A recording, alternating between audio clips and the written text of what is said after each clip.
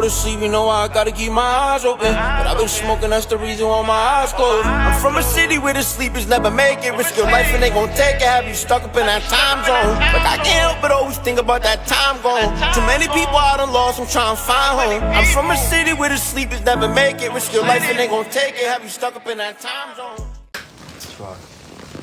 What's up, guys? Welcome everybody to the Lace Up Podcast, where we lace up our lay down. This statement couldn't be more true. Real gangster recovery. We have a special guest today. We're bringing the pain. We got our boy here, but I'm gonna let Dev introduce him, my co-host here. What's up, guys? Devin Donovan. We got a man that does not need an introduction. He is truly, it's an honor to have you here, my friend, and I love you. EP, baby, Eddie Payne. Eddie Payne. You already know. Eddie Payne, Malden's finest, Massachusetts' finest. Love you, buddy. You can catch him in the South Shore, the North Shore. Definitely at a meeting, helping a newcomer, helping someone that needs. Yeah, needs wherever help. you catch him, you know it's gonna be. You're gonna get good stuff, you know, and you're gonna get well, whether you like it or not, you know. Yep. If you're not trying to get well, you probably don't want to see this man. Absolutely. But we're honored to have him. You know, Eddie's a big part of us even starting this podcast. You know, he's got me here as what the story will unfold. We're gonna let Eddie share his experience, strength, and hope. And I know Dev always comes with the fire questions. So with that, Dev. Yeah. Eddie, let's go, baby. Let's dive right into your. Just let it rip if you want to talk about your childhood. I know you're from Malden, Mass. And at that time, like back then, it was rough. I know that from what I've heard. So, dive right in. All right. So, first off, it's a privilege and an honor to be on here right now. And the whole purpose of why, I would want to start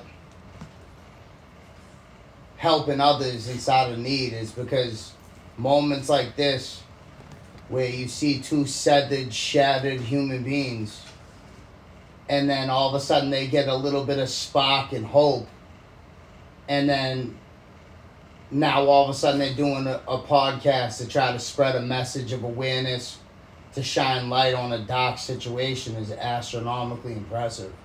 So, thank you guys. Thank you, buddy. That means a lot.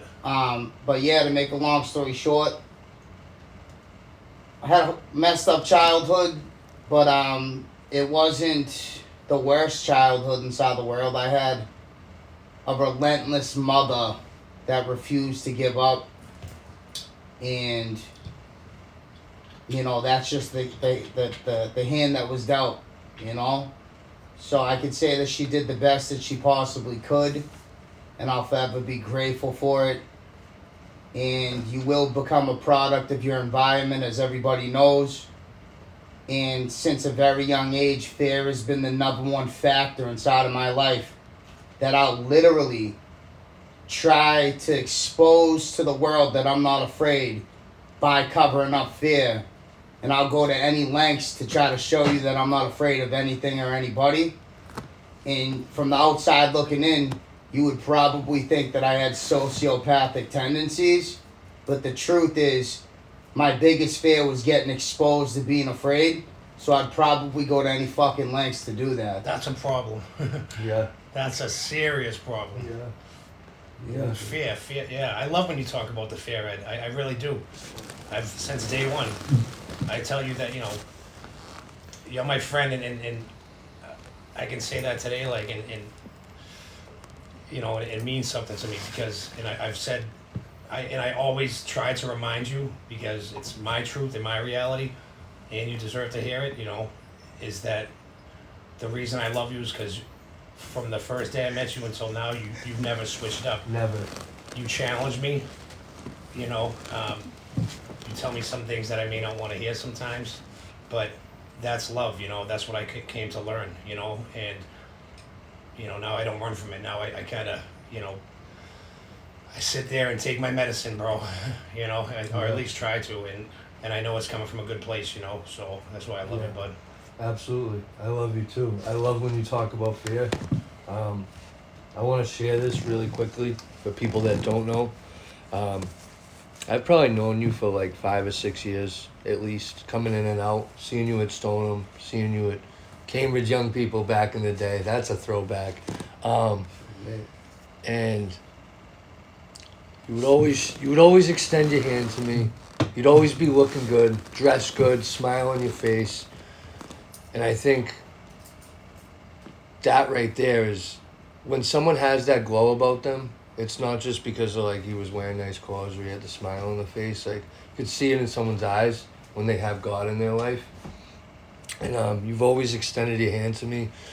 And to fast forward to now, you always wanted to help me. And in this moment, like, it's funny how life comes full circle, because Eddie's from the bleachers in Charlestown when we were doing well to the times we fell off, and we really like Eddie's a big part of getting me closer to God and getting me through the 12 steps, and ultimately like having that spiritual experience that I fucking needed, dude, because I needed it. I was fucking we all need it, you know what I mean? We all need to have that experience to get well, man. Yeah, and when he speaks, I definitely, you're gonna listen whether you like it or not. Yeah. We're gonna have right? people listening, so No, you're gonna listen, and the thing is, his passion. I love passion. You know, as anyone that knows me knows, like, sometimes I have trouble regulating my emotions. But the one thing that I never want to change is like my passion, right? Maybe I could, communicate a little better. But with Eddie, the thing that I admire most is that I believe that he believes. Like, I know that he's telling the truth. He's speaking his truth, and like that to me means the world. You know what I mean? And it when I see him put himself out there and speak the truth and talk about fear, talk and get vulnerable, like that shit just it attracts me, and it makes me feel like. It makes me feel good that I chose a real one. Like I chose, because for a long time I didn't, and that's no like jab at the people that I was friends with, because but I'm sure the same could be said for me. When you're not yourself or you're under the influence of any minor mood altering drug. But So how to hear his story. Yeah, how did that fear come out in your life before you picked up a drink or a drug? So you hear this a lot inside the halls, and you hear the stupid cliches of people going, yeah, the first time I tapped into a mind-altering mood substance, I arrived at this magical place, and then I realized I never wanted to return home to. And I understood fear was the number one driving force inside of my life, because where's the home that I was not trying to return home to? I probably could have ate a fucking Percocet in kindergarten, to be honest with you. For an individual to even comprehend that they arrived and they don't want to return back here, that means you were sitting inside of a lot of pain well before you even were aware of it.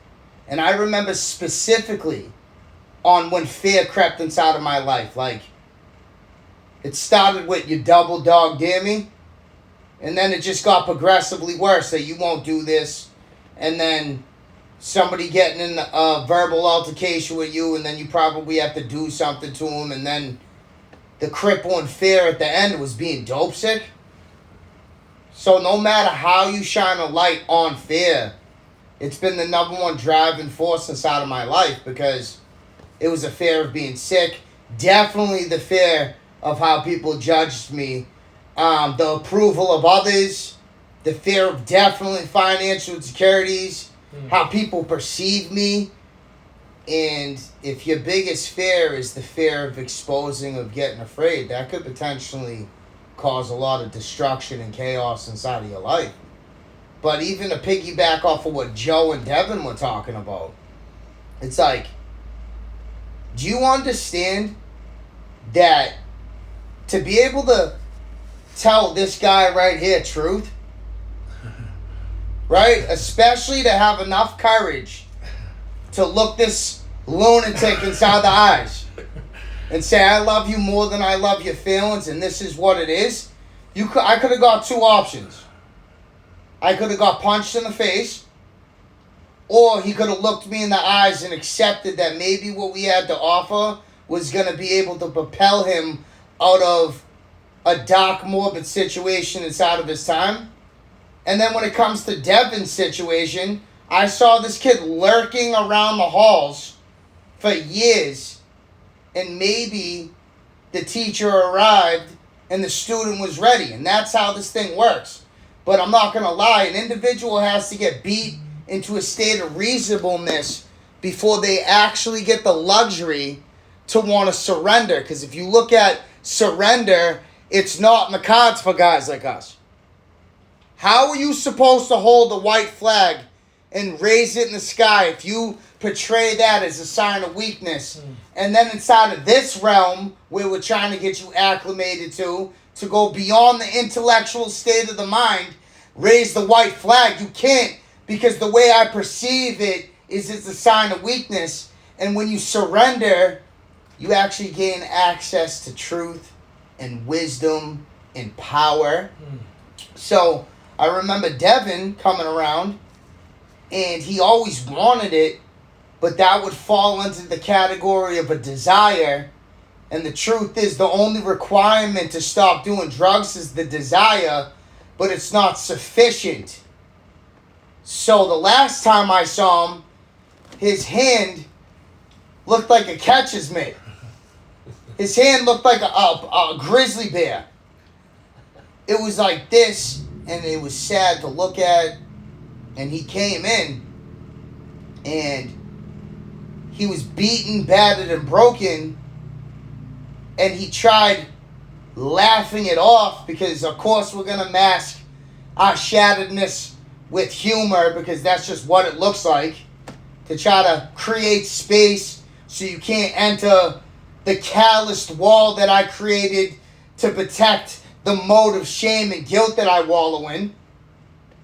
And he tries laughing it off, and I'm going, pal, you almost lost your hand. And he looked at me with this weird look in his eyes and was like, thank you. The thing was hideous, though. I'm not gonna lie. That shit was like, it looked like Yo, that shit was like this. My man said, yo, what up? I was like, yo. He tried to tap you up. yeah, he tried to tap me up. I was like, I was throwing karate. I was like, yo, what is that thing? My man said this. Yo, that's hilarious. It's funny too, because bro, I had, we're all the type of people that end up at state-funded halfway houses, and I didn't know what I was getting myself into, but I walk into this building in Quincy, I go up to the 4th floor, I get off an elevator, I got trash bags full of stuff. I'm like, I knew you had worked at Rockland for some time now, and Brittany Stratton, and yo, shout out to Rockland Recovery, man. As Eddie says, The #1 establishment in the nation. Listen, there isn't a second, there isn't a third. This is what it is, the end all be all. No, I'm just kidding. Rockland Recovery, MCA. Yup, MCA specifically. Yeah, I didn't know what I was walking into, and Eddie, right there, shake my hand. And I hadn't seen him in some years. I don't think both of us had seen him in a while, but Yeah, there's no coincidence. there is no coincidence. And then now to be here doing the podcast, and I was just saying and this isn't coming from a place of oh, look at me, right? Because I want to, you always say, think less of myself, right? But I do want to put out there, it's technically we're co-workers now, bro. It's unbelievable. It's fucking crazy. It's wild, bro. It's fucking wild. And yeah. And his hand fucking My healed up, hand's too. better. I can bend that shit. Yeah. I can play ball. Yep. Yeah, we're good. We're good. So One thing I do want to say is that as serious, when it's time to get serious, that if anyone that knows us knows that we like to joke around, we like to play around, we catch a lot of wreck. Sometimes I'll speak for myself. Sometimes too much, use that humor and clowning around as a defense mechanism or to distract myself from doing what's necessary. But when it's time to get busy, I can honestly say that these guys are the real deal, and I'm honored to have them in my corner and on my team. So I just want, at this stage of the game, I don't want to stick out. I just want to be part of one of the boys. Yeah. So Eddie, I know you've told this story before. You did actually take a Percocet at a very young age, did you not? Yeah. Yeah, it's crazy. We did. I like, Eddie who grew wouldn't? up in the 90s like me. Yeah. Yeah, but who wouldn't be infatuated with the euphoria of an opiate? Absolutely. You'd be out of your mind not to. Yeah. Exclusive, Talk about it, yeah. amazing, glorious feeling. It's probably the closest false spiritual awakening you're ever gonna receive to getting to a false idol or a power beyond the intellectual state of the mind. And the truth is, lies, and more lies. Like, when you start tapping into like that realm and you realize you can get some relief from any mind alter mood substance, you can really fool a lot more people. You can fool a lot more people that, because eventually the actions that you're betraying or whatever image you're trying to protect the guilt and the shame and the fear, it's a progressive illness. So if you look at the physicality asset, obviously it took a couple beers and then all of a sudden out of nowhere it ended with an individual getting high, isolated inside the corner by themselves. But look at how the behavior patterns never changed. The first time I got annihilated, it was a sneaky behavior, and it was with the boys. And then all of a sudden it became politically correct. And at the end of my stay, it was a sneaky behavior by myself. So the behavior patterns never changed. They say patterns don't lie. It's it. The beginning stages when I got annihilated, it was on the DL, so the parents couldn't find out. My mom couldn't find out. And then at the end of it, it was isolation in the bathroom, ashamed. Yeah, right, it went from, where'd the patterns change? Same format. It became politically correct, though. I remember, like, getting annihilated. And, like, if you didn't do heroin, you were a loser. I swear to God, if you did not get high, people looked at you like you were a weirdo. Yo, the first time I was in CHL, I was 18 years old. First ever adult detox.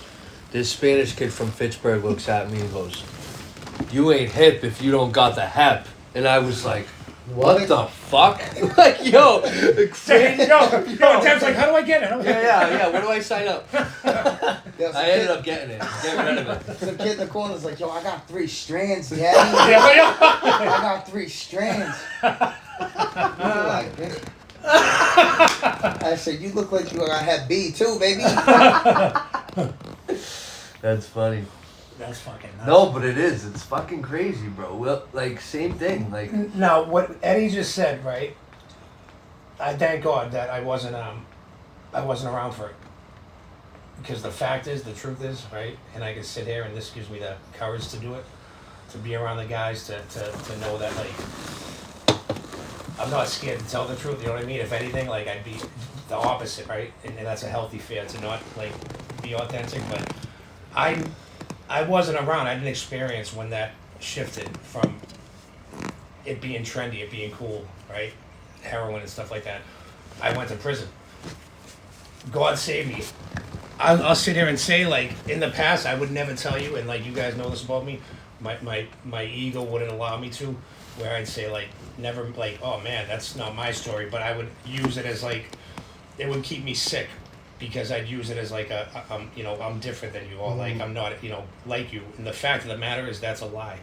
If I was around, I would have engaged and indulged in it, and I probably wouldn't be, to be honest with you, because I'm a glutton.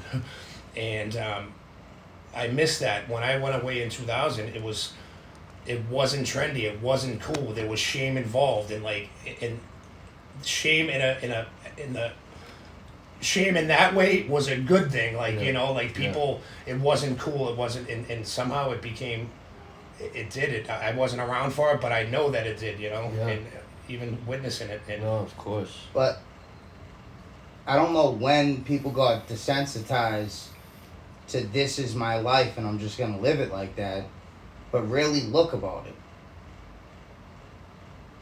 A couple years back, people were just shooting heroin in front of cops on Mass Ave. That might be the most hopeless an individual could ever feel because they're looking for guidance and help and they're not receiving it. Right? Like if you go to the desperate act to get high in front of authority figure and they don't do anything about it, where else you turn into? Right. Yeah. Where else is the consequence going to come from? Like, if you're not going to get arrested. So then it's like, what? You're just waiting to die. That's basically. it. You're existing. That's it. And that's why shame's a very, very, very complex situation. And think of how morbid this is. Imagine if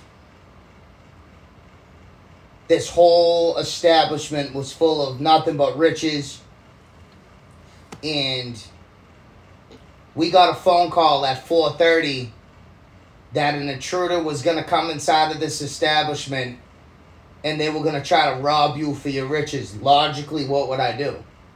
I would protect the fort by any means necessary. Absolutely. That is the same thing we're doing with guilt and shame. I build a calloused wall so you can't conquer to see what I'm protecting.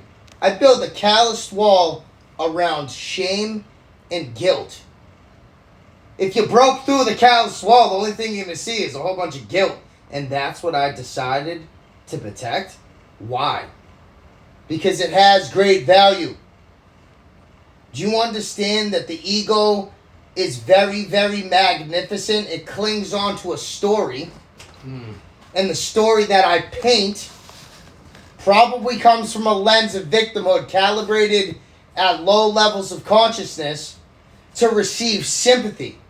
So whenever I portray a story to you, and the reason why is because I'm trying to recruit sympathy to justify my drinking and drug use. So the progressive nature of this monster would be drinking a couple skunk beers and then isolating inside the bathroom by myself.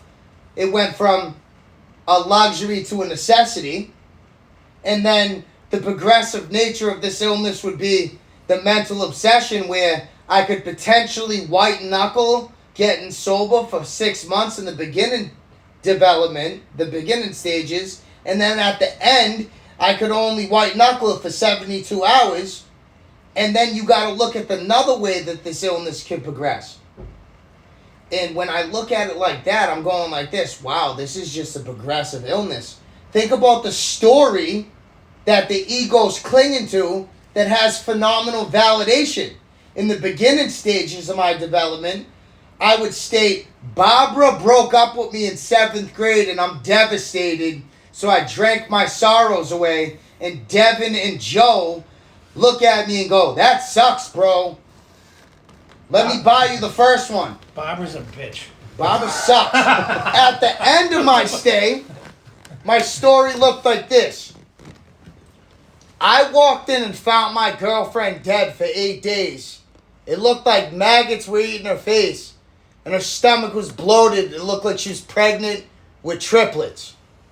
Do you see how the progressive nature of the story progressed too? So it's not just the physical realm and the mental realm. It's the addictive story that the ego clings to seek validation.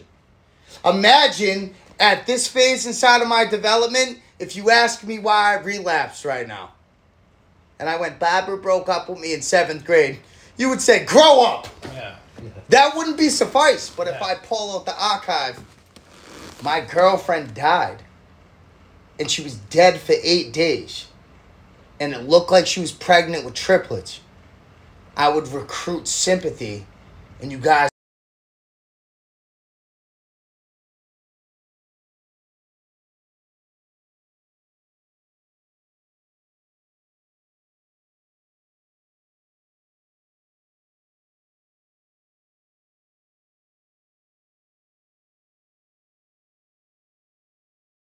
Well, it's funny because when your circle changes, like your conversations change too, right? Like we could all sit here and talk about Bill Ricker, what halfway house you were in, or what substance you used and where you used it and how you did it, but none of that shit matters, bro. Because it's like, no matter whether you're drinking, drugging, how you're doing it, all those behaviors you were talking about are relevant.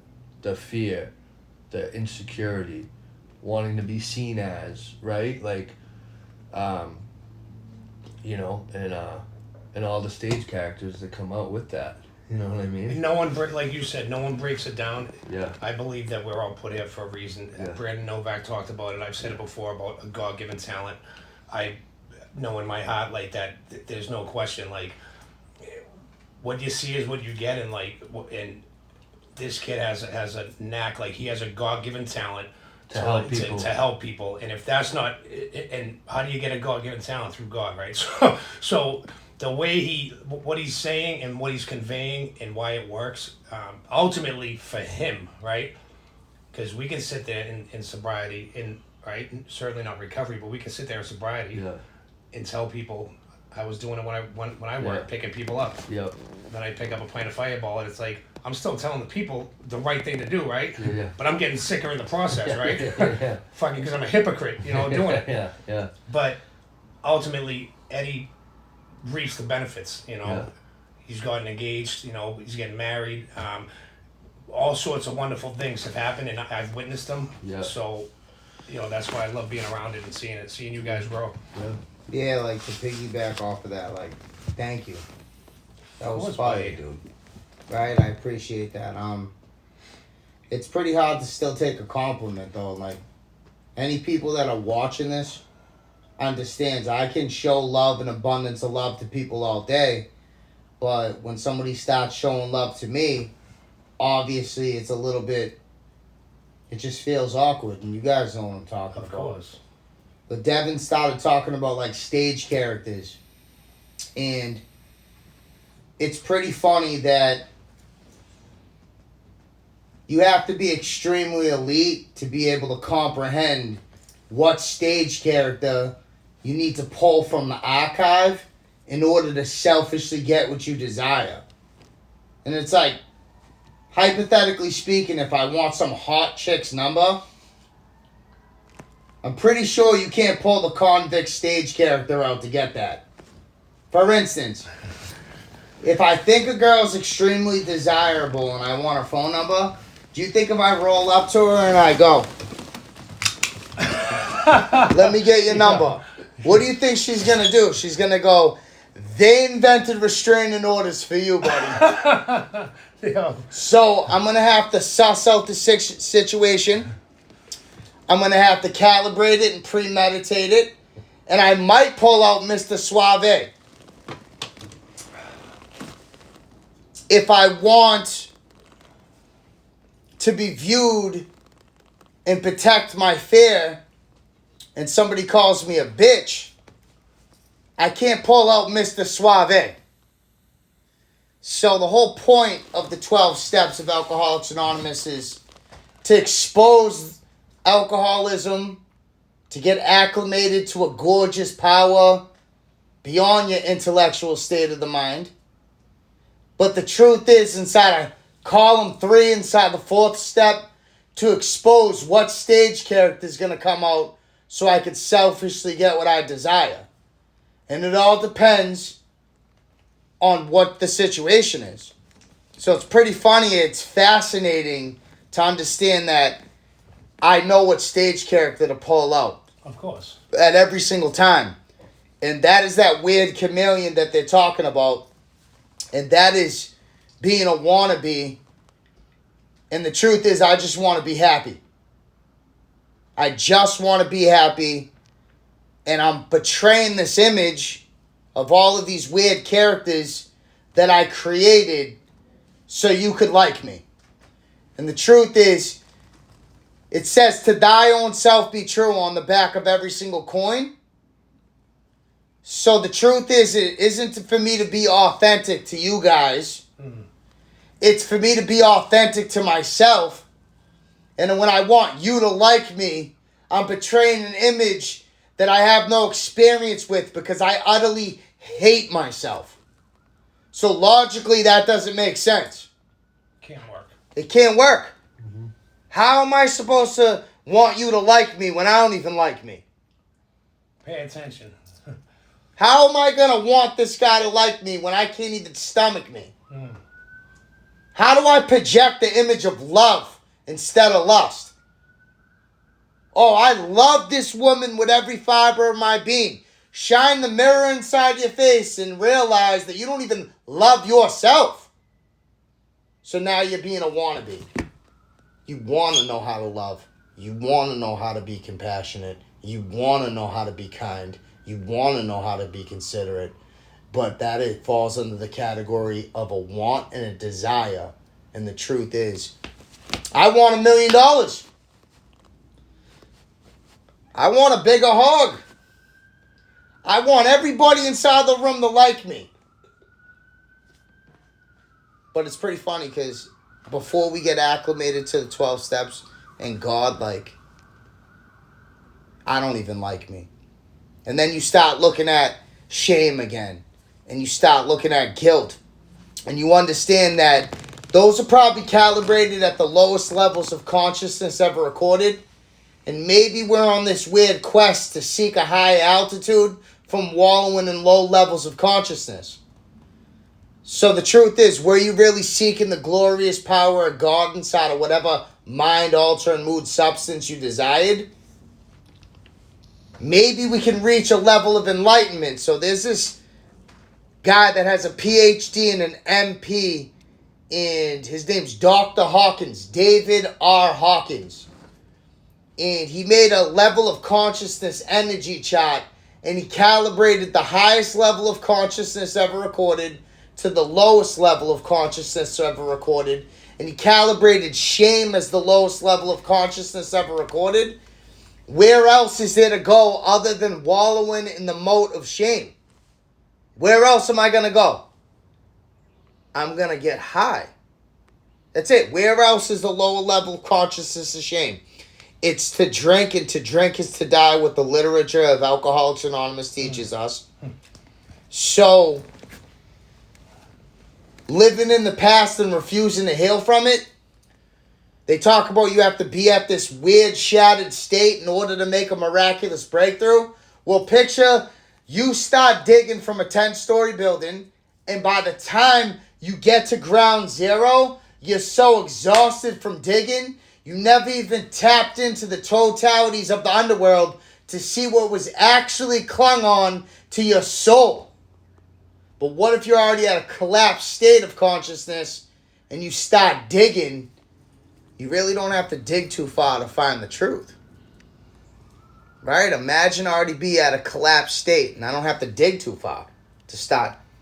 But if you start digging from up here, by the time you get here, you didn't even scratch the fucking surface. So your hand had to look like a grizzly bear.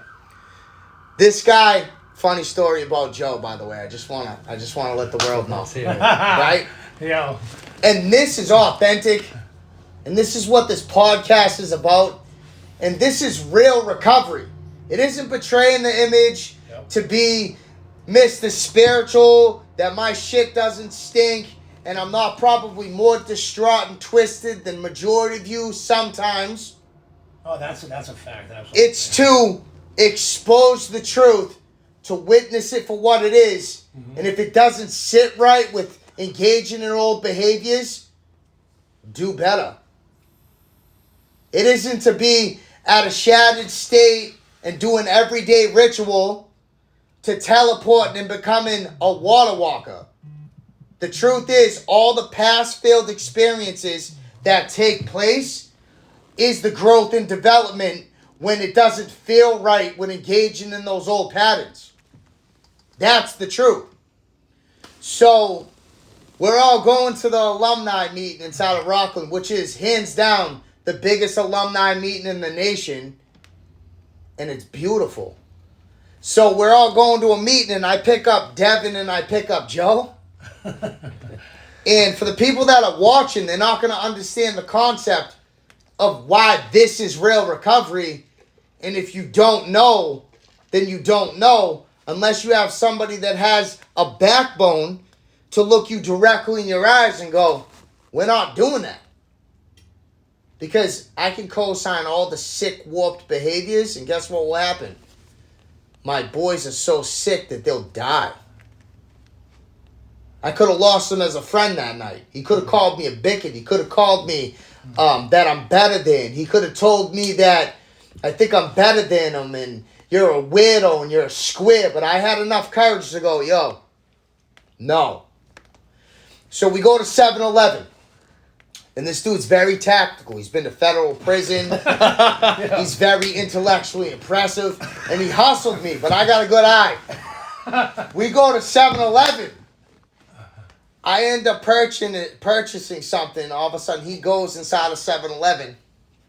And he goes, hey, I forgot something inside the car. He goes, here, hold this stuff. And he starts giving Red Bulls to the person that's inside my car. We think nothing of it. All of a sudden, out of nowhere, our God works in mysterious ways because somebody goes, hey, Joe's inside there stealing Red Bulls. Buddy, we're going to a Rockland alumni And he puts it in reverse. He said, not on my watch. I said, not on my watch, buddy. And we're going to a Rockland alumni meeting, and it's just part of what it is, right? And you wouldn't think that stealing a Celsius or a Red Bull would be a big idea, but I was looking at the bigger picture that we have a prestige establishment that we have to represent. Right? We have to call each other on these behaviors in order to enhance ourselves. And he comes out the store, and I go, hey, let me holler at you, Joe. And he goes, what's up? I go, did you steal a Red Bull? Of course he's honest. His face is, well, I mean, I go, buddy, I have an abundance of money. I'll give you whatever you need. You don't have to do that. And the truth is, he actually took it into consideration, and today, they actually purchased the Red Bull and the Celsius. Oh, yeah. So tell me that isn't growth. But all jokes aside, when I was talking to him, it was going in one ear and out the other, and Devin became a yes man. Stage character. I'm like, he ratted. Yeah. The other kid that told me, right? He goes, he's a piece of shit. And I go, no, you guys don't see it right now. I want my team to be able to call us on anything and not want to fight them. So, obviously, in that moment, Joe couldn't see that the correlation between stealing a Red Bull and a man in recovery. He couldn't see the correlation, but now he probably understands, like, there's a bigger picture. Right? We're actually going to an alumni meeting, and we're living dirty. And the truth is, the only reason I exposed that to you and shared that to you is because he actually listened, and you could tell that he felt sympathy from it. And I don't know if he engaged inside that behavior after that, but in that moment, he felt sympathy. And that is the spiritual growth that we do this work for. Moments like that from a guy that's been inside a fucking federal prison, that only knows the America code, and then he can't see the correlation between stealing a Red Bull and then a man in recovery, and then somebody has the luxury to tell him what it is. He looked like he wanted to stab me. But I would rather care about his life than care about his feelings. Right. And when you talked earlier about, you said what you said is like spot on. If you know, you know, right? And that's the ego. That's the problem of my ego, and I'll speak for myself. But like what I was taught and what I've come to learn is that my ego will tell me that because I have suffered, or because I've felt shitty in the past, or because life can be challenging to me, right? We do this podcast, Lace Up, and it's like no victimization, and like at the same time, it's like if I don't have God in my life, if I don't have this program, if I don't have the 12 steps, if I don't have these guys, then like all bets are off. But that ego, what I learned from guys like you is that my ego will tell me that I'm entitled to take that Red Bull because, like, number one, it's a Red Bull. It's not a big deal, right? But that's my problem. My biggest problem is that I think that things aren't a big deal, right? I think that driving with a suspended license, that the judge should be like, I never got to speak in the courtroom. I never got to tell my side of the story. And if I did, they'd fucking laugh at me, I'm sure. They'd say, are you fucking plugged in, kid? You know what I mean? No, that's not how this shit works, Yeah. But that's what my mind will tell me. And thank God I got people that will call me out on things. And today, like I said, it's very, and I'm glad that you even spoke on it where it's like you talked about growth. Oh, yeah. Because in that moment, right, the one thing I can say, and it allows me to give myself a little grace, where it's like, I don't have to live in shame. I don't have to feel guilt. I don't have to be embarrassed about, right? We can laugh about it, but at the same time, like, it was a learning lesson, right? Where, to me, like, the fact of the matter is, it may look like not a big deal, right?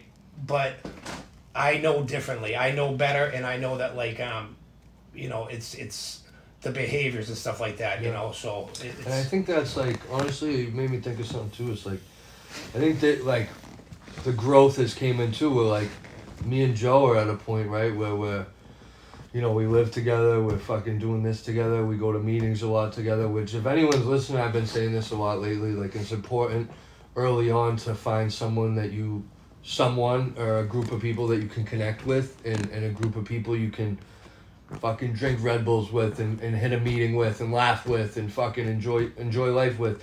And me and Joe, we pick up each other's slack, you know what I mean? Instead of co-signing each other's shit, like, we'll say, oh, well, we gotta do this, oh, well, we gotta do that, like, after this, we're gonna hit a meeting, you know what I mean? Because, like, it's a day off, we owe it to ourselves, right, to keep this program number one. And they say all the time at Rule 62, the responsibility statement, right? Like, we're all at a point in our lives where, like, whether we're at fucking Star Market, whether we're at fucking Dunkin' Donuts, or we're at a meeting, like, we're responsible for someone that's new, right? To shake their hand and to smile and say welcome and make them feel comfortable, and, like, give them your phone number, and, like, maybe bring them for a cup of coffee or something. Like, you know why? Because so many fucking people have done that for me when I was not even, like, remotely receptive to, like, hear the message. Like, talk about the smallest desire possible. I probably just wanted a fucking warm cup of coffee and a place to stay. Yeah. You know what I mean? And think about how blocked we are when that's going on. Yeah. Where people are, like, it's not by chance that we hung around here, right? Yeah. Like, we didn't hang around by our own volition. Like, other people held on to us, like, you know what I mean? Yeah. Whether it was through words, whether it was through, force, whatever. But think of how powerful the fellowship of the Spirit truly is. Absolutely. Right? Like, there is no way in the world that a person would just get acclimated to the glorious power of God when you're at a place of collapse and despair and shatteredness. If I was to come up to you and tell you 3 days out of detox that a spiritual remedy is going to save your life, you're going to look me directly in the eyes and say, what kind of hallucinogen are you on? Did you smoke an abundance of angel dust? The spiritual remedy is what's going to conquer your mind. So the fellowship of the Spirit is so profound because it's to the point where one act of kindness could change the course inside of somebody's existence. And it could be something as small as putting your hand out and remembering their name the next time as being a greeter. Or it could be, maybe I didn't have $2 to get a profound Starbucks coffee.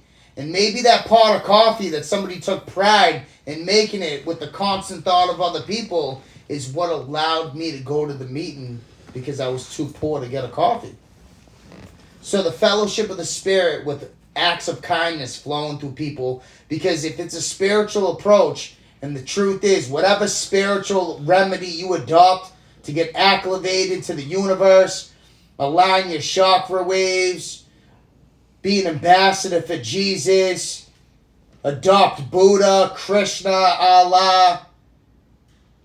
Remember that you're the you in the universe. I wouldn't have got there unless I seen that power work through other people. And then I had enough courage to try to go down that realm by myself. And it took one act of kindness to change the course inside of all of our existence. So typically, the fellowship of the Spirit is what you need in the beginning stages of your development. Drinking the Red Bulls with guys. Going to meetings. Doing stuff like this. Talking ridiculous. Stealing Red Bulls and getting called on it. The fellowship of the Spirit. And then it allows me to be attractive to the sunlight of the Spirit flowing through somebody else. And then I muster up enough courage to go down that realm and seek it for myself. So, one act of kindness changed the course inside of my existence. And this goes for both of you guys, right? You wouldn't be here if the power didn't work through somebody where you became attractive, like, holy shit, I want this. An act of kindness for you, an act of kindness for me. So, I thought in the beginning stages of my development, if I flicked dollars at homeless people, I thought I was doing a kind act, which you kind of are. Yep. So I wouldn't flick them literally, but I would be like, hey, buddy, I know times are really rough right now and you're really down on your luck, so here's $1, pal, and I hope that this gets you to your next destination, right? And I think that I'm doing a justice for humanity. And my spiritual advisor looked me inside the face when I told him, of course I told him the kind act and the generosity. He goes, hey, next time you stop and you see a homeless person at a place of crippled despair, I want you to ask them what high school they went to and what his favorite color is. And I went, what? Logically, that doesn't make sense to me, but I understand this beautiful man's not going to send me on a kamikaze mission. And I saw a homeless dude. It was at North Station. And I was going to give him $1 inside of his cup. And I remembered this guy talking to me, and it went, ask him what high school he went to and what his favorite color is. So I stop, I give him $1, I sit down on the dirty ground right next to him, and I'm like, hey man, what's going on? My name's Eddie. And we start shaking hands, and I asked him, yo, where you from, bro? And he said, oh, I'm from Lynn. And I was like, yo, I can tell. And he's like, I'm from Lynn. Improv, you can be the homeless guy. He was like, so Devin's now the homeless guy. So you got improv this. Yeah. He goes, I go, where you from? Where you from? He said, I'm from so-and-so. I go, yo, what's your favorite color? And he looks at me in complete awe. And he goes, I go, what's wrong, buddy? He goes, you know how many people walked by me today? He's like, probably 50,000 people. And they didn't even see the difference between that bubble gum that's stuck to the curb and that I had a pulse. Yeah. Yeah. And he was like, thank you.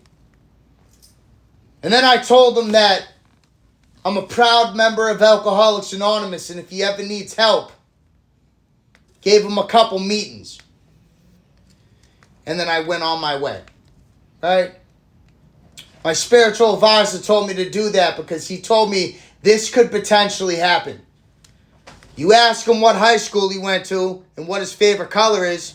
You tell him that you're an ambassador for Alcoholics Anonymous and you genuinely want to help him. You plant a seed. It takes one seed to move a mountain.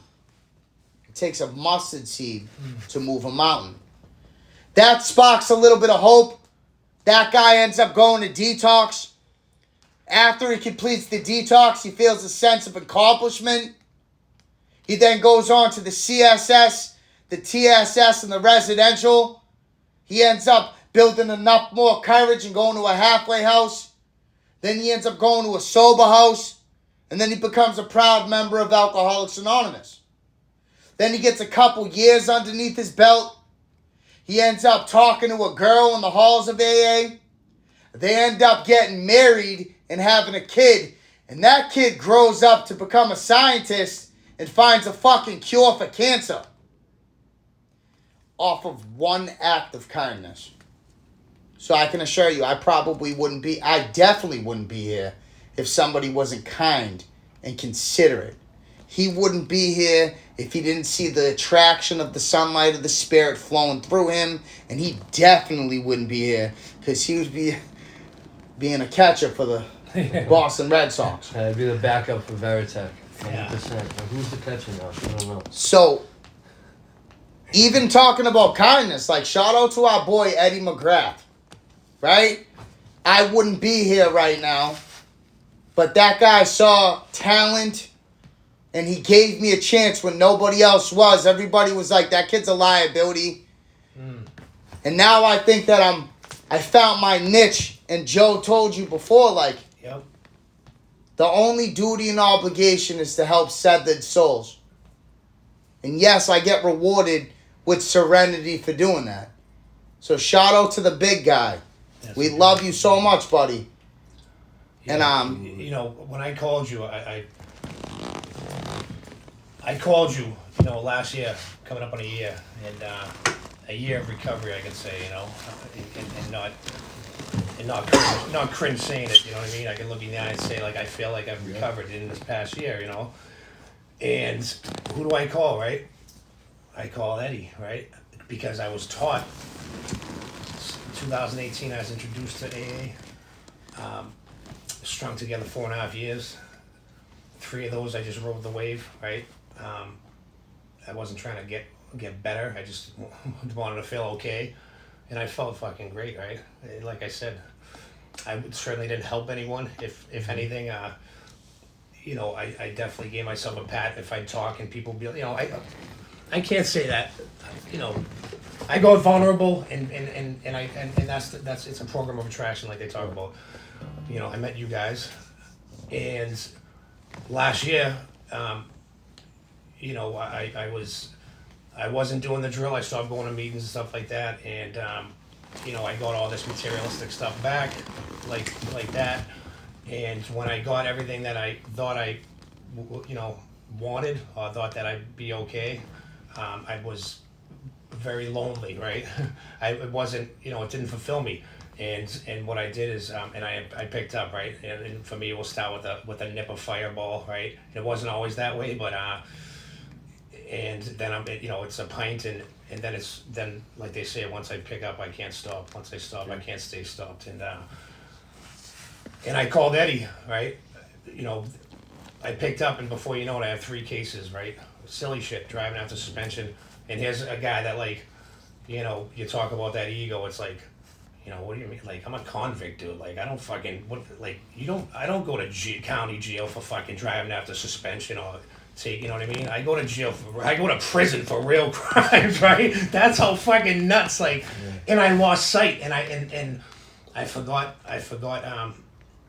what I was taught, but the one thing I can say, I don't think nothing happens by chance, and when I was going through it, it was tough, but God knows what I need, I believe, and you know, He gave me one of these, and what I did in that moment is I knew that I didn't have to suffer, and when that fear was crippling, when I knew, like, the stages were coming, that they were gonna, you know, they were coming, you know, heavy to my mother's house, you know, because that's my address, and you know, here I am, like, thinking that, you know, it's not that serious, like I said earlier. Yeah. But no, Joe, you don't make the rules, kid, right? Yeah. Like, and I called Eddie.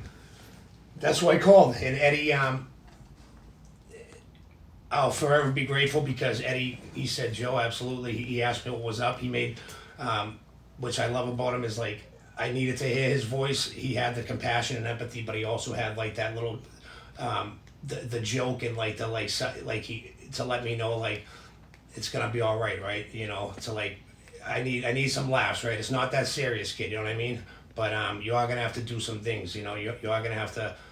You're gonna have to tighten up, and you know, and I trusted and believed in him, and I said, what am I gonna do? And he, you know, he sent me to a place. He got me here, and then, you know, me and you reconnected and stuff like that. Yeah. So The smallest leap of faith. And what I'm saying, and the one into. thing I want, this is why I started touching on it, right? To give Eddie his props, obviously, you know. But he told me about this guy, Eddie McGrath. So if anyone that grew up like us, you know, like I say all the time, we're not impressed. Like we don't get impressed by other guys, by other right. Other men, like that's just not something we do, right? It's very, very rare. And if we were, it would probably be like a sports icon or something, and that's different than like, you know, it's probably just an R or like, whoa, you know. But I would pick McGrath over Tom Brady. But check it out now. Hands down. Here's why. Here's why. That's my dude. And I've said this, and I've told you guys when they say about like meeting Ben Affleck, it's like, well, to some people maybe that's like, I don't give a fuck, right? Like he did right. No, but like that shit, I wouldn't. He's just another person, right? Yeah. And like, you know, good for you, like all your accomplishments and stuff. And he did right by me, like that's awesome, right? That's great. But that's not impressive to me, right? Yeah. Eddie told me about this guy, Eddie McGrath, and he spoke very highly of him, right? And I meet this guy, right, when I first get here. He puts his hand out, he looks me in the eye. He let me know that, like, I was thought of, that I was gonna be all right. He wasn't put up to it, you know what I mean? He took the time out of his day. And the feeling I got, I was like, wait a minute. Something's different with this dude. Something's, you know. And with us, we're very hesitant, and we try to, like, you know, we have to feel people out. But something told me, for all the trauma and all, like, the you know, relationships that have gone wrong, whether, you know, in that I've contributed to as well, you know. You were able to confide in him. When I met him, I got this strong feeling. I'm like, something's different about this guy. And not only did it confirm like my friendship with Eddie, and like the fact that like what he told me, right, it couldn't have been more true. It confirmed what he had said, right? So this all goes back to the truth, being told the truth, believing in something, right? And not getting let down. No agenda, no motive, right? And then being treated like fucking part of. As I'm in early recovery, you know, we're going out and like I didn't have to cross any, like, I didn't have to check off a box. I didn't have to get to a year before, like, we went out to eat dinner, you know, and laughed and more or less celebrated life, right? Just lived life. And, like, and I felt all of that. And that's one thing I tell you all the time. And I know you're a big fan of Eddie McGrath as well. You know, he's an impressive guy. And the best part is, like, his humbleness. He engages, and he's very like he cares, right? That is foreign to us. It's to see that is a wonderful feeling, and like he deserves all the accolades. You know what I mean? Shout out to Eddie McGrath, man. He saved our lives, and like without Eddie, you wouldn't have been in the right place at the right time to help me and Joe. On top of that, and like we wouldn't all be here right now. I mean, not in the way that we are, you know what I mean? I'm glad we have this on camera too, because Joe is not someone that gets impressed easily. Like Ben Affleck, don't give a fuck. Yo, Millie's calls him. He's like, yo, what up, man? What's the word? Joe's like, hello. Dude, Joe does not get it. Yo, Joe, like, will go out of his way to, like, let you know that he's not fucking impressed. Harvard University came out. Yo, the stage character of Harvard University came out when Millie's called. He said, hello. Hey, yo, can I tell you what Eddie said, right? And he said something that I'm big on, and we've talked about it. He said that Eddie McGrath, right, in his case, he believed in him when, like, that's not a coincidence. I do not believe that, right? He gave him a chance when, like, why is that, right? Why is Eddie saw something in him that, like, maybe Eddie had felt like something, right? But he couldn't really put a finger on it, or no one was like giving him like paying attention, or no one was giving him that chance. And he comes across Eddie McGrath. Eddie McGrath gives him this opportunity, and he thrives, right? He believed in you, and it's a win-win, bro. I love that shit. That in turn, right? Now I call you, right? It's like, all right, Joe, listen, you're gonna have to do the drill, but I've seen you before. I believe in you, right? Like, you didn't have to say it, bro. Like, you helping me told me that, you know what I mean? When I didn't believe in me, when I hated me at the time, you know? But even, like, to piggyback off of that, but to say with Devin, like, I've never seen, for this kid, Yes. I've never seen the desperation of somebody lock in. I've been doing this for almost 7 years, working in the trenches, trying to be a vessel. It's funny how the psychic change takes place, too, because now we get the luxury to be a tool for the power that pulled us back from the gates of death and despair. I went from being a tool to being used as a tool. But I saw Devin, right? I never got the luxury to see the desperation inside of a kid just lock in. Like, I'm talking about taking an opportunity, getting a scholarship to the most prestigious establishment in the nation. And when people hear me say that, they think I'm kidding around. No. He got a scholarship. This kid ran with it and locked in with the desperation of a drowning man. I've never seen somebody lock in with the urgency and the desperation, and it inspired me to witness the psychic change take place from a kid that was stuck in the project hallways, about to get his arm chopped off, cracking a joke about it, to diving into the 12 steps of Alcoholics Anonymous, and then meditation and prayer and helping others. So this kid right here is the MVP, both of them. But I got the luxury to witness despair turn into passion. And that was remarkable, dude. It's priceless. There's Thank nothing you, my better. friend. Thank you. You know, I want to say, you know what means a lot to me is that we all know, like, and it's a famous saying, right? To me, it's, you know, oh, it's the disease, and like, it's been used many of times. You know, I'm sure it will continue to be, and there's truth in it, I guess. But to come around, right, in any situation in life, right, like lacing up, like we talk about, it's like it means so many things. Basically, like, you know, how we overcome adversity, and for you to vouch for for you to vouch for me, for you to vouch for Devin, and just like the Red Bull story or whatever, and like then like it's bigger than us, right? And to constantly to remind yourself that, right? Because that's what actually helps us grow and like keeps us safe, is like to not think of yourself like solely about yourself and only about yourself as you do stupid shit. Yeah. But it's a reflection. So now you vouch for us, right? You confirm that someone was who you said they were, and now in turn, right, we're a reflection of you, right? So that's what a better feeling, right? Like, I know that I haven't let you down, right? No. If anything, right, like what you told Eddie about me and Devin, let's say, has proved true. You know what I mean? And like that shit, it's like, you know, it's rare. It's rare to see that and whatnot. But absolutely. you know, and that's what I love about this community. That it is family. They say you're gonna find your tribe. Yeah. This is what works for me, and I've seen it work. I go to the alumni meeting. Alumni They say it's not a group of people that like normally wouldn't hang out, right? Young, old, male, female, again, you know, kids into Marilyn Manson or us into Millie's. It doesn't matter, bro. We sit there and we're all family. Every Tuesday, Life Community Church, 7 p.m. I chair it. We have someone that, you know, it's all Rockland, man. It's the best. Life Community Church in Quincy, 7 to 8 p.m. every Tuesday. It's great. Like you said, dude, there's no other. And bro, like, you know, I had just been at the Gavin house over the summer, right? And for me, right, this disease works, like we talked about, in behaviors, right? So me stealing that one Red Bull will eventually turn into me gorilla boosting out of Lululemon. Dead sober. And chasing money, chasing women, selling gabapentin, right?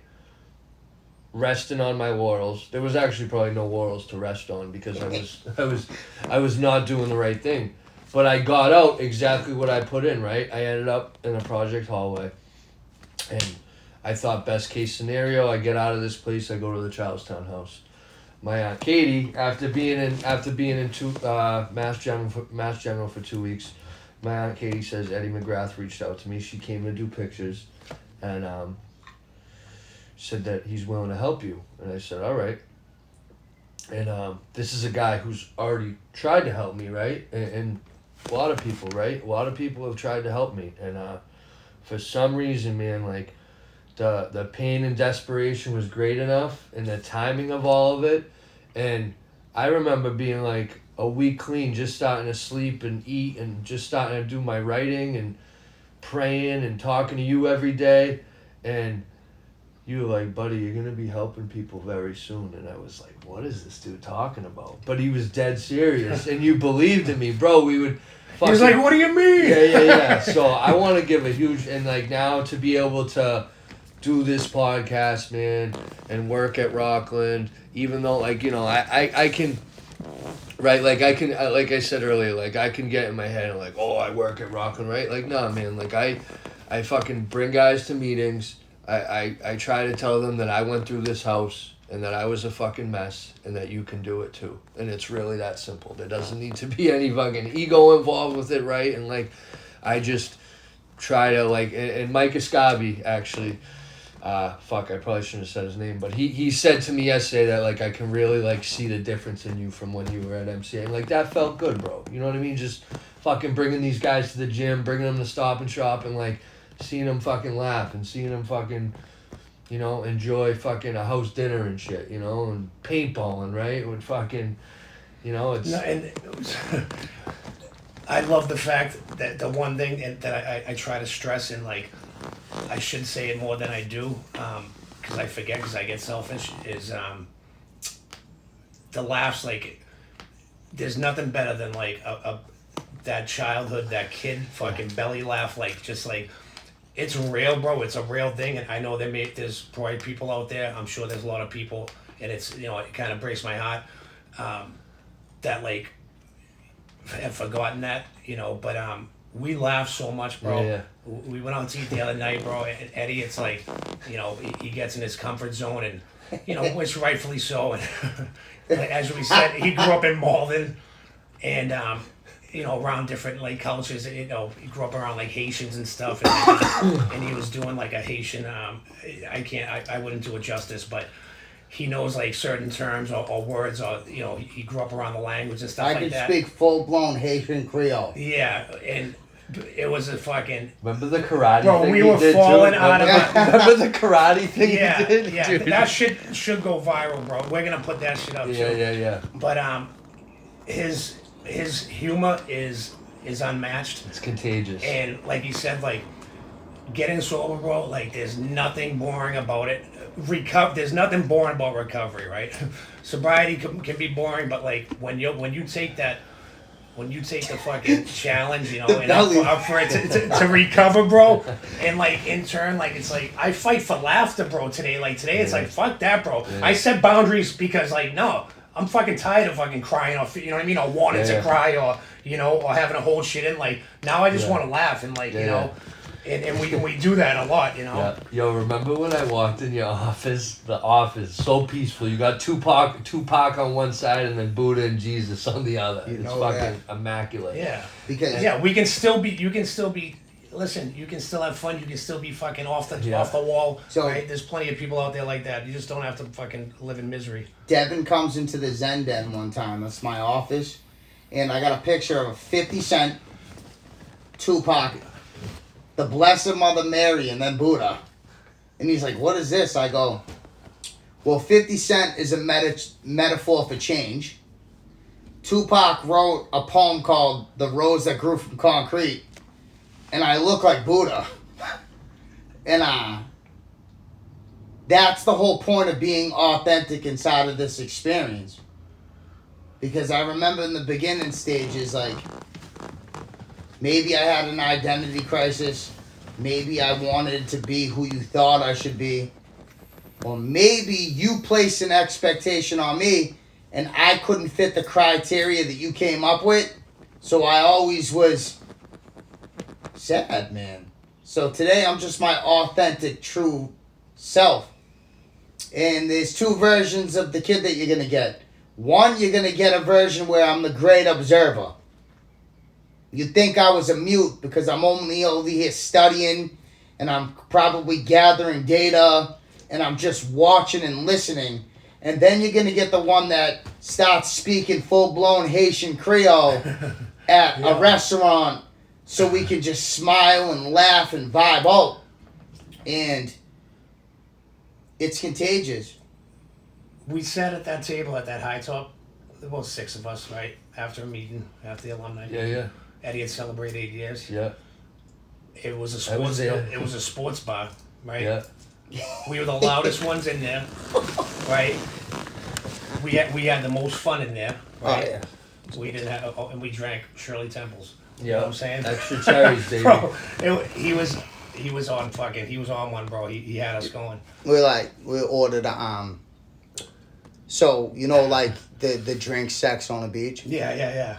So I was ordering Jamie Fitz. Shout out to my boy. He started Jamie's dying the best. laughing. Shout out to Jamie. Yo, we were like, I'm like, yo, I ordered a virgin sex on the beach. I said, what's that called? I was like, a blowjob by the pool. He goes, what? I said, yo, it's called a blowjob by the pool. But Yo, you know what I just... I'm in group. Everyone's like fucking... Yeah. Fucking And he's like, Molly. put me in the middle of the jungle. Strip me of everything I have. I'll walk out with a mink and a pair of gators, dude. Dead serious. Fucking And right, everyone's bro. like, I'm dying laughing. Absolutely, bro. because you know. Yo. But think about it, right? This is Eddie's fucking. This reminds me of Eddie. It says, "Throw me to the wolves, and I will return leading the pack." That's dope. You know. That's dope, bro. Yo, and like I got a funny story too. Like Slane, aka George, I'll never forget this. And so I have a wide variety of like music and shit. So like it depends on what mode you want to catch me in. You could get the grimy like Mobb Deep, like Hell on Earth. You could get the G Unit Get Rich or Die, like Get Rich or Die Trying was a classic. All the locks, any hip hop. I'm a hip hop fanatic. Eminem, but then you could also get a different version of me. I could bump Justin Bieber, Christina Aguilera, Britney Spears, right? Ed Sheeran, or the Backstreet Boys. So I'm inside of my office and I'm doing group notes. And all of a sudden this dude, Slane, starts walking. He like walks by and he's like coming to like do a check. And I look up and that song, I want it that way. I'm over here doing group notes. He's in the doorway going, disgusted. He goes, what the fuck you doing? And I was like, he goes, what are you doing? I was like, I can't even explain it. Like this is Vibing out. vibing out, bro. Yeah. Vibing out. We should have joined you, bro. I'll never forget we were at Encore one time. But this is a while ago, obviously, but years ago. Me, you, Nico Vita, there's a bunch of like hot girls in the vicinity. Eddie just does the fucking backwards spin. No fucks, dude. And Sean Savini, everyone says it. You don't give a fuck, bro. You'll pray anyway. Yeah, Sean Savini says it perfect. Eddie will and has, I'm sure, will pray in the middle of Fenway Park, you know. Yeah. There's something to be said about that, you know. Yeah. Absolutely. Actually, that's debatable because I froze up Yeah. when I was proposing to my Well, fiance. that's a huge fucking deal, bro. No, like I won't freeze. Like there's certain things that like you're not gonna see me go like this. Yeah. I froze for like 15 seconds proposing to my fiance on the Jumbotron At Fenway, right? at Fenway. I felt the euphoria I've never received before. The sensation started in my big toe and stopped in my ball sack and then ended up inside of my stomach. And I was just sitting there looking at myself. with an out of body experience. My legs were off the seat like this, and I was like, and I was just looking at myself on the jumbotron, and I was like, get up, pussy, get up. Yeah, but that's awesome. And all of a sudden, out of nowhere, I was just like, and like I went to go get up, and all of a sudden, out of nowhere, finally mustered up enough courage and was like, and like got down, and then it was the most profound experience that ever happened to me. Shout out to McGrath. And this is what happened, dude. After I got done proposing on the jumbotron in front of 37,000 people, I was so high. I've never experienced this. It's like maybe if I ate like 3 blue dolphins. I was tripping Sacagawea, and I'm as high as you, and I felt it slowly going down. By the time I got back to my fiance's house, I puked. I couldn't even perform properly in the sack. Yeah. It looked like I had a Depakote piece, kid. She was like, yo, dude, she was like, are you okay? I was laying there like E.T. I was laying there like E.T. I said, because I never experienced such a euphoria. I literally came down. I felt like I was coming down off of fucking a stimulant. Yo. I was like this. Absolutely, The bro. only song that was, I just wanted to be held. That's amazing, bro. Yeah. So, I came to your So office imagine one she time. said no, Eddie would have jumped off the green monster, bro. Yeah, no, if she Please said must no, have erupted. I would have played it off. I would have been like, no. The ring's fake anyway. Yeah. I would have threw it in the, you guys know. Yeah. If she said no, and I love you, girl, you know that. If you said no, I would have took the ring and threw it on in the middle of center field. And then I would have reported it stolen so I could get my money back. I'm just kidding. I love you. You're a queen. Oh, You're man. a queen. That's Oh, yeah, the awesome. best, buddy. Imagine that girl being a saint. Yeah. Yeah. Wow. Shout out to Kristen. I love you, girl. Yeah. Yeah, Amen. absolutely. I bro. remember fucking dude. Seeing her I smile on her face was epic. Yeah, place must have erupted. Must have They went started crazy. doing a wave. Oh yeah, no, they went nuts. Yeah. Yeah. I know. I seen the video. We'll throw it up in the fucking thing too. Well, you know how that transpired, right? I was just flirting with the idea. McGrath's all business. Oh, absolutely, yeah. The guy's all business. He's like, put up or shut up, motherfucker. yeah, like, yo, yeah. dude, the dude's all business. That's why, like, you know, you're only as strong as your leader. Yeah. The guy knows how to lead. Yeah. I was probably just sparking small conversation, and literally I'm like, oh, I think I'm mustering up enough courage to propose to my girl. And he goes, you want to do it at the Sox game? And walked away. And I was like, yeah. And he made it happen. So now I kind of was like, oh, I got stuff. Yeah. I wasn't expecting that. So Yeah. listen, Yeah. I think he sadistically wanted to see the look on my face, because you should have seen him after. He was like this. I said, Yeah. I couldn't move. I was frozen. I felt like I was suffering from like a poltergeist was fucking That's holding me That's a beautiful thing. No, I'm sure, Eddie. That's the best thing too. It's like for all the success, it's like he's one of us, right? And like he'll be the first to tell you that, and we sit there and laugh and have the same type of sick humor and shit like that over things. You know, Yeah. he's obviously a lot more polished than I am, but Of course. you know, even to see like Eddie's like to see Eddie's face, you know what I mean? Like I can imagine his head spinning. Like that was premeditated, yeah. but it was dope.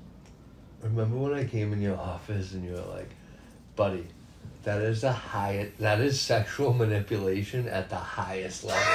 Let me hear the story. Hey, you guys to tell you this. Yo, tell me the sexual manipulation at the highest volumes ever recorded. Typically you're in a halfway house, you have a pair of Amexes, you have an EBT card, and you purchase a Viagra or a Cialis, and you tell a woman that you love her, and you give her the best sexual experience she's probably ever had, and then you go back to said halfway house and block her number. Yeah, it's called B&B. It's called beat and block. And I don't have experience with it, but my boy Max taught me about it. It's called the B&B effector, the beaten block. So this is how warped and sick we are. So obviously, every person inside of early sobriety, and everybody that's inside of sobriety can identify with this.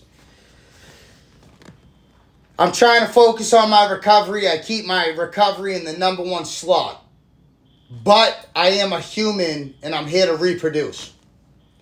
So then you get put in this weird crossroads, like recovery's number one, but I do want to hook up with girls, which is okay. But this is the manipulation tactic and the sexual manipulation at the highest volumes ever recorded. So I obviously know the right things to say to beat the system. And when you look, what is the system? You look inward and you realize your body's made up from a whole bunch of systems. The respiratory system, to breathe is to live, the skeletal system, and all the rest of the system. So I'm always trying to find an angle to play the system. And the truth is, I am the system. So I'm over here telling these girls that I can't be in a relationship because I'm focusing on my recovery, but I think you're extremely exotic and I want to perform fellatio on you. Yeah. So then I say, I cannot be in a relationship, but I do think you're extremely desirable. What's up?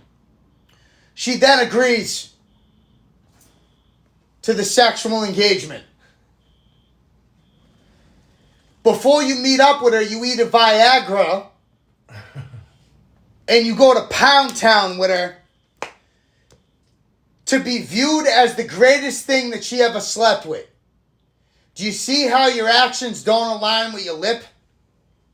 The lip service is, I can't be in a relationship, but I'm trying to hit it to make her fall in love with me, to be seen as the greatest fucker she ever came across. That logically doesn't make sense.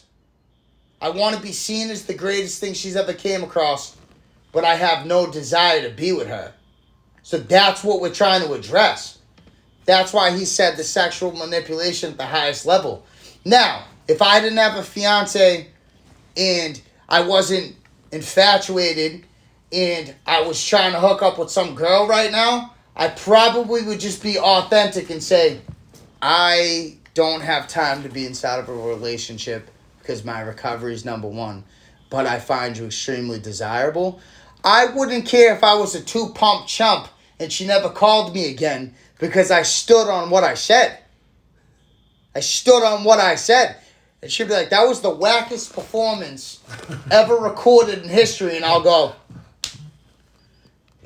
yeah, I wasn't planning on a future with you, honey. You're the best.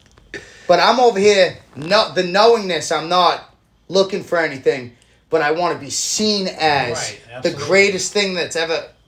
That's warped. Right. Warped thinking. That's warped thinking. And I love when you always say... You said this to me early on, and it really fucking made... It really challenged my thinking. You know how he challenges the way we think? He said, Devin, I'm not going to tell you what to do or what not to do, but ask yourself honestly, is the motive good or is it pure? Straight up, because we're not bad people, right? We can do something with a good motive and it's still not the right thing to do. You know what I mean? The pure motive, right? Like, not looking for, you always said start thinking more of what I can put in and more of how I can help someone instead of thinking of me, right? How can I fucking get over? How can I feel better, right? Because our baseline is we need fucking relief. But where are you going to find that relief? God in the 12 steps or some fucking hooker on fucking Mass Ave? Well, you know what I'm saying? Yeah, I think that's what it comes down to is, by default, our options, it's either going to be this way, it's going to be through the right resources, right? And it's that we've learned and that we continue to learn, have that open mind, or we're going to be stealing from people and robbing without a gun, you know what I mean? And like and not thinking of myself as that person, but like doing it without, you know, Yeah. like telling ourselves, you know, like I've said before, you know, I had to check myself where I was saying, like, my motives. Like, I always felt like, I always had good intentions. And the fact of the matter was, it's irrelevant whether they were good or not, because the outcome fucking proved exactly. But even think of the selfishness behind the good and the bad and the pure motive. It's like, you've been to an AA meeting where, like, you would actually leave there feeling more depleted. Yeah. You'd be like, that just wasn't it, coach. And that is the warped sense in the shift that we need. Like, so once again, you're selfish trying to take from Alcoholics Anonymous. Right. What can you contribute to the low calibrated meeting? Right. What can you bring to the table? 100%. Right? And that's the psychic change. The 180 shift in the way that I think. It's like, okay, that meeting was depleted. Okay, so obviously it needs a little bit of help. Right. Let me gather the platoon up and let's go inside there and try to help as many people as possible to give it a jump start before we go to the next phase in our development. Right. It's always like, that meeting's whack. No, it's a different quality of meeting. Yeah. Because we don't live in duality. There's no such thing as good or bad. It just is. I'm over here going, that was a bad meeting. Well, you're a selfish, self-centered human being that, of course, you're going to think it's a bad meeting of not your choice of desire. But, of course, you're trying to get something out of an AA meeting when you should be contributing it to it. It logically doesn't make sense. Yep. Yeah, no, that's big. We've talked about this before, where, and thank God I've learned it, and probably started out with selfish intentions, where I was like, I needed to feel better. And what I learned is that even when I go to a meeting, what I learned early on was that when I go, it's my perception. If Joe's on, the person that's speaking, right? Oh, yeah, they were good. They were great. You know what I mean? If Joe was off, that same person could be speaking next week, and the meeting sucked, right? But the meeting didn't suck. The person didn't suck. Joe sucked inside, right? And what I do now is that I force myself, if I'm not feeling the meeting, which happens, right? I'll raise my hand. I'll force myself to raise my hand and participate in it, right? Because now I know I'm gonna leave there. Right, I left something there. Right, I didn't just. If I left there without doing that, you know, I try to participate in, in the recovery and whatnot. Absolutely. We gotta have Eddie sign. We do. Up. I want to ask him too, real quick. So, you just celebrated 8 years, my friend. Yes, congratulations. Congratulations. We were there to see it. It was an amazing job. Big John, shout out to Big John, presented you. Big John just eats them. He eats knives like this. Yeah, he eats knives. He goes, yo, Allie Fitz keeps calling me, so when you see this, just know that I'm filing a restraining order on Yeah. Yeah, see, it goes both ways, right? Yeah. We got a sign. We got a Sharpie for him? I think there's one right up there, buddy. Oh, yeah, you're right. I'm sorry. Oh, you're good. So Anywhere you want, my friend. Yeah, so what do you got, what's in the works now? Tell the people what's going on, if there's anything, program-wise, or...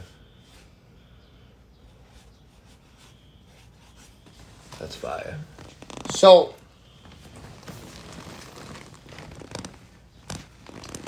what I'm doing inside of my life, obviously I'm doing 12-step work at Massachusetts Centers for Addiction, which is a profound experience. On the side,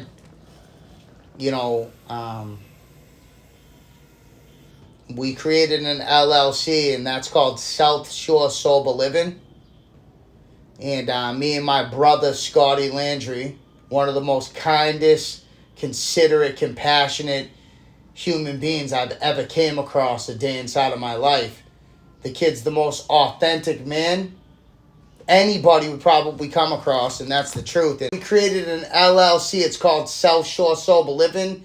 We have 2 sober houses right now, and we're opening up a 3rd one, and it's probably hands down the most gorgeous sober house inside of Massachusetts. It's built from the ground up, and it's the most prestige, nice, an amazing sober house. So if you ever need any guidance for sober living, contact me.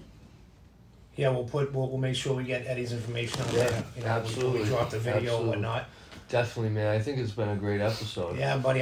You know how we feel about you. You know what I mean? And we're just getting started here. I can't wait for you're always I love you, bro. open invite, buddy. You know you're always welcome here. You know what I mean? This is just the start. This is just love the you, start, pal. my friend.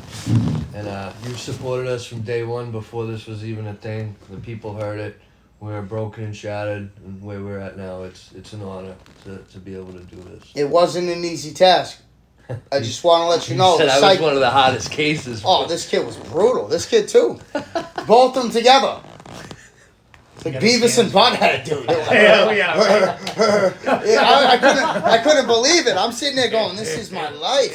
Because right when I start making a miraculous breakthrough to another, and boom, now all of a sudden I'm dealing with this one. I'm going like this. I'm going to my office going. Yeah. We're just stealing all your good I energy. need to shotgun a Red Bull and get white girl wasted off of it. No, I'm just You're kidding. the best, buddy. I love you. Love All right, you, guys. Lace up or lay down. Episode deuce. Let's go, baby. I'm a spiritual gangster, living life like a boss. I'm chasing my dreams, no matter the cost. I'm rocking all white, with a hollow on my crown. My spirit's enlightened, I'm high on the sun.